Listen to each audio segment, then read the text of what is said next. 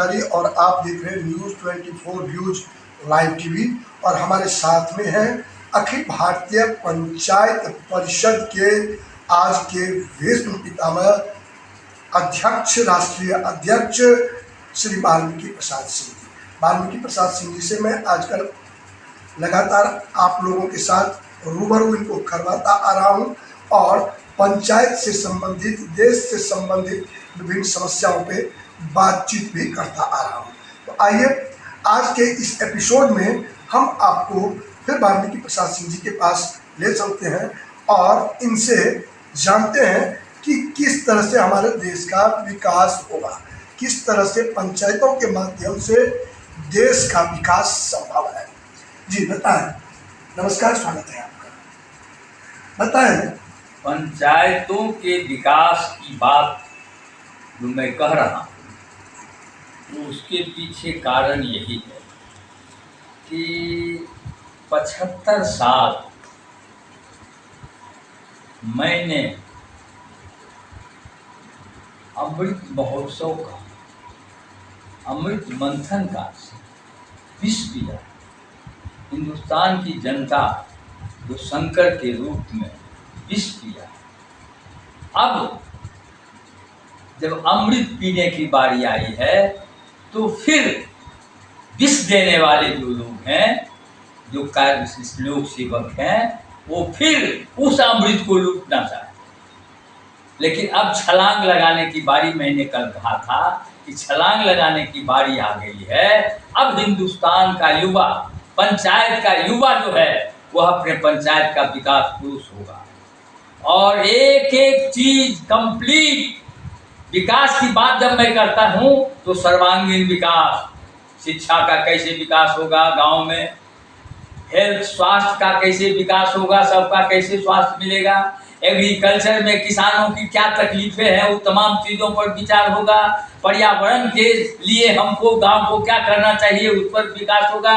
और हमारे देश की जो प्रतिभा जो जन्म लेती है गांव में, वह गांव प्रतिभा का उसका जो विश्वास है वह सत्ता से न टूटने पाए, वह प्रतिभा का विकास, पैसा के चलते उसका विकास अवरुद्ध न हो जाए, यह भी वह विकास पुरुष को समझना होगा जो गांव के विकास पुरुष होंगे। और वह विकास पुरुष गांव के 18 से 40 वर्ष का जो नौजवान है वह गांव का विकास पुरुष होगा, हिंदुस्तान का मतदाता भी है और विकास पुरुष भी होगा। क्योंकि अब करने की जो क्षमता है, रिस्क लेने की जो क्षमता है, जितना नौजवान में है, हमारे और आप में, बुजुर्ग में वह क्षमता नहीं है।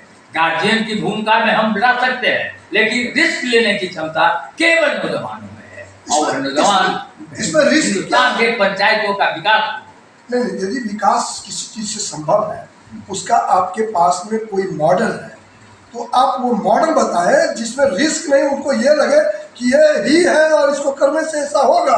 कह तो दिया, आज तक जो सत्ता के लोग थे कहते आए हमने यह कर दिया, हमने यह कर दिया, हमने यह सब्सिडी दे दिया, हमने यह कर दिया। यह जो करने की बात वो बोलते हैं, उनको अपने उस बात पर लगाम लगाना चाहिए। एक बात, आप कुछ नहीं करोगे, जिंदगी अपने दम पर जिया जाता है और विकास भी अपने दम पर हम करेंगे। दूसरे के भरोसे जनाजे जाते हैं, जो जनाजा 75 साल में हमारा निकल चुका है। मैं ये जानना चाहता हूँ कि जब भी मैं किसी बच्चों से आपने शिक्षा की बात की, स्वास्थ्य का हालत तो ऐसा है कि आने वाले समय में लोगों की जो आयु सीमा है वो तो जो घटेगी घट ही रही है और रोग जो है वो तरह तरह के वायरस आ रहे हैं। अभी एक और वायरस आ गया है तो अब इस तरह की जो बीमारियां हैं वो फैल रही हैं। गांव को हम किस तरह से सुरक्षित रख करके और शिक्षा को सबके लिए समान और सुलभ कर सकते हैं, आपके पास क्या मॉडल है? हमारे पास मॉडल नहीं है। जो बोल रहे हैं मॉडल गांव का लोग बनावेगा, गांव का पंचायत अपना मॉडल अपने आवश्यकता के अनुसार बनाएगा। हम जो मॉडल बोल देंगे और गांव के लोगों को वह जरूरत अगर नहीं है तो हम मॉडल फोड़ हो जाएगा, जैसे आज तक 75 साल में फेल होता चला गया। मॉडल गांव के लोग खुद बनाने गए। जैसे मैंने आपको कहा था कि शिक्षा में हमको क्या करना है, गांव के लोग तय करेंगे। पर्यावरण में क्या करना है गांव के लोग, कृषि में क्या करना है गांव के लोग, और सबसे बड़ा बात कि गांव के लोग अब अपने कीमत, जो कृषि किसान, पंचायत का मतलब किसान, किसान का मतलब पंचायत, और किसान अपने उपज का दाम खुद तय करेगा, यह निर्णय गांव के लोग खुद करेंगे। इसलिए कि उनके लिए जो भी कानून सरकार बनाती है, कानून बनाती है वो गलत है यह मैं नहीं कहता हूँ, लेकिन सरकार को कानून पंचायतों को विश्वास में लेके बनाना चाहिए। सरकार को कानून कंप्लीट मोहल्ला नगर पंचायत के लोगों का विकास से लेकर के समूचा देश की बात होती है, तो पंचायत भी है और नगर पंचायत भी है, नगर निगम भी है, उन तमाम लोगों को विश्वास पे लेकर के कंप्लीट कानून संसद को बनाना चाहिए। और संसद को यह सीखना चाहिए कि उनकी एक जिम्मेदारी अगर गांव सभा ने दी है कानून बनाने के लिए, तो कानून उनकी मर्जी से बनना चाहिए, मालिक की मर्जी से बनना चाहिए कानून, न कि कानून वो अपनी मर्जी से बना दे।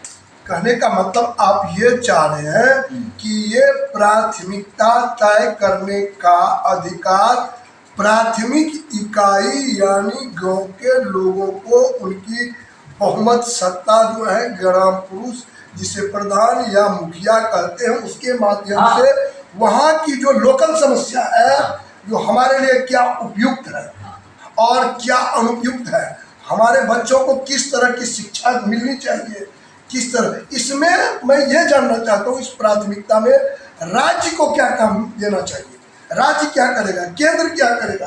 राज्य का भार यह है कि उसका नेशनल हाईवे कैसा होना चाहिए, स्टेट हाईवे कैसा होना चाहिए।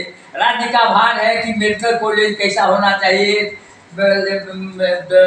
इंजीनियरिंग कॉलेज कैसा होना चाहिए, टेक्निकल कॉलेज कैसा होना चाहिए, जो माने स्किल डेवलप करेगा पंचायत को। इस तमाम चीज़ों की जिम्मेदारी राज्य की होनी है, और वो जो करेंगे उसके बाद वह जो है वह गांव को कितना कहाँ जरूरत है, सब चीज़ का एक मॉडल। आप अंधकार में तीर फेंक रहे हैं, यह मारा, बाघ मारा, सियार मारा, आप अगर आंकड़ा जुटा कर देखेंगे कि जितना स्किल ट्रेनिंग में पैसा खर्च हुआ सरकार का, और गांव में उतना ट्रेन है नहीं है, ट्रेन हुआ नहीं आदमी, तो कहाँ चला गया, भ्रष्टाचार तो सामने नजर आता है। और सही बात आपने कहा, शिक्षा की बात होती है तो किसी भी विद्यालय में या किसी भी बच्चे को जब मैं ये पूछता हूँ कि पढ़ लिख करके आप क्या बनना चाहते हो, तो वो कहते हैं कि मैं यूपीएससी कंप्लीट करना चाहता हूँ, आईएएस बनना चाहता हूँ, मैं डीएम बनना चाहता हूँ, मैं एसपी बनना चाहता हूँ, मैं डॉक्टर बनना चाहता हूँ। लेकिन जो देश को चलाते हैं पीएम और सीएम, वो कोई नहीं कहता है इसके पीछे क्या राज है। इसके पीछे राज है कि आपने जो प्रतिभा है, जो सोशल इंजीनियरिंग की प्रतिभा है, गांव में जब 14 बरस 15 बरस का नौजवान मैट्रिक पास करता है, जब मैट्रिक 10वीं पास, तो वह गांव के टोटल विकास में कंप्लीट उसकी सबसे ज़्यादा भागीदारी होती है। लेकिन जब वो कॉलेज की ओर अग्रसर होता है तो होता है क्या बनेगा, तब उसकी इच्छा मर जाती है, सोशल सामाजिक जो उसका चेतना है वो मर जाती है। तो बाप कहेंगे गार्जियन कि बेटा डॉक्टर बनो, बेटा इंजीनियर बनो, बेटा आईएएस बनो, बेटा आईपीएस बनो, बेटा एमबीए करो, बेटा सीए बनो, बेटा होटल मैनेजमेंट करो।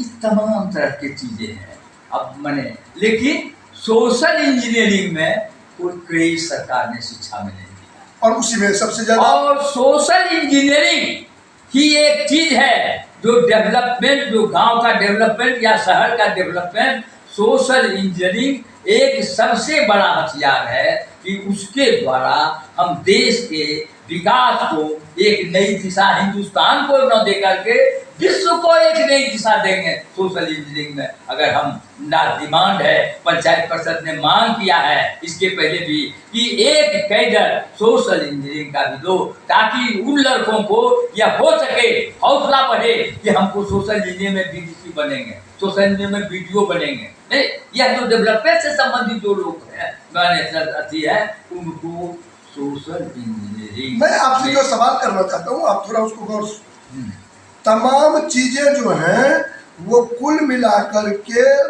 बदनाम किया जा रहा है विधायिका को। इसीलिए ऐसा तो नहीं कि बच्चे विधायिका के तरफ अपना कोई रुझान नहीं दिखाते और बनना सब चाहते, विधायक सांसद मंत्री।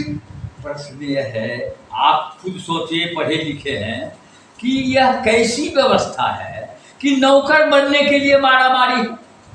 कैसी व्यवस्था है आप जो कह रहे हैं? ऐसा कहीं देखे हैं नौकर बनने के लिए मारामारी हो? तो आज हम यहीं पर रोकते हैं आपको और आगे बताएंगे कि क्यों नौकर के लिए मारामारी हो रही है, क्यों नहीं मालिक बनना आप चाहते हैं, क्यों नहीं आत्मनिर्भर खुद होना चाहते हैं और दूसरे को आत्मनिर्भर होने देना चाहते हैं, क्यों दूसरे की आज़ादी को छीनते हैं और खुद भी गुलाम बने रहते हैं। कैमरा पर्सन के साथ मैं हरिशंकर तिवारी, अखिल भारतीय पंचायत परिषद मयूर विहार।